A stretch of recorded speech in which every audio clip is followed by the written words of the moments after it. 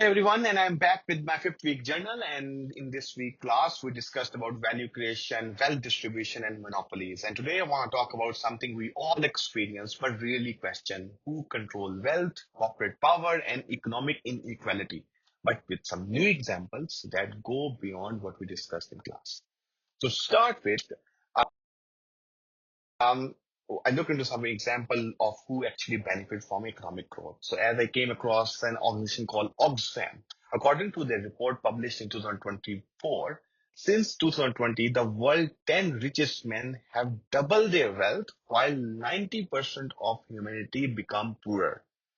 Further, I found an article about BlackRock and Vanguard. These two financial giants manage over 21 trillions in asset and holding controlling stake in companies like Apple, Tesla, and Amazon. Their decision influence entire industry. But the real question is who elected them to control the economy?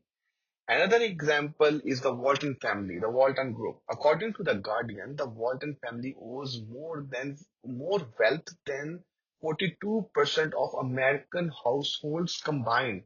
Yet but Walmart has been accused of underpaying workers while making billions.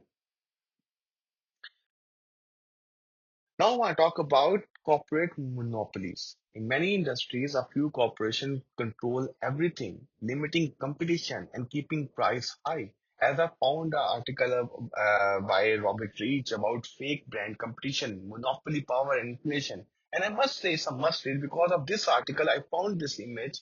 And when I look into this image and go through the companies, and it's my first time in my life that I found out that Nestle controls 50 brands of bottled water. And according to the Forbes, Nestle has been accused of extracting millions of gallons of water from drought-prone area while selling it at the high price. So here comes the real question. Should private companies profit from a basic human right? Next, I want to talk about like many government claims to regulate corporate power, but in reality, big businesses often influence policies to benefit themselves.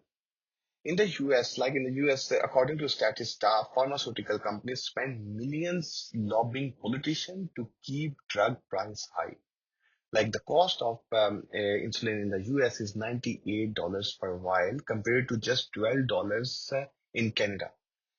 Another thing I want to talk about is like a United Arab Emirates. According to the World Bank report on OPEC in 2023, the UAE government has a direct influence over global oil pricing through OPEC, affecting everything from fuel costs to inflation worldwide.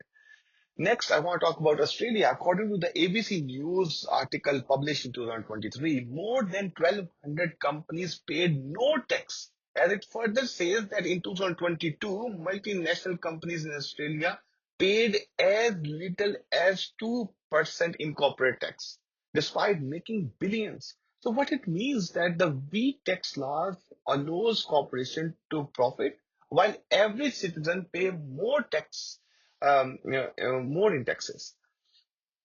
Next,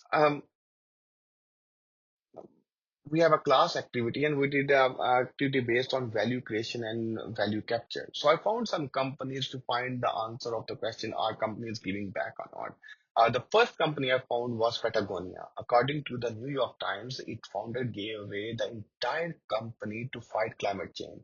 This is a rare case of company that focuses on value creation instead of wealth holding. Another company I want to talk about is Mondragon Corporation, a Spanish company owned by its employees. This company proves that businesses don't need billionaires to succeed. This example shows that business can be done differently, but most companies prioritize profit over people. Next, I want to talk about the Danone Group. According to the World Business Council for Sustainable Development, Danone became the first multinational to adopt the enterprise's emission status in 2020. This shows that the corporation don't need to choose between making money or and making a difference. They can do both. So, in last, As I go through a company, a few powerful corporation and billionaires control most of the world wealth and decision. So I leave it up to you to ask yourself, are we building an economy for everyone or just a few?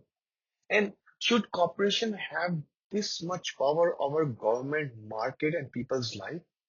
And lastly, what kind of system do we want for our future generation?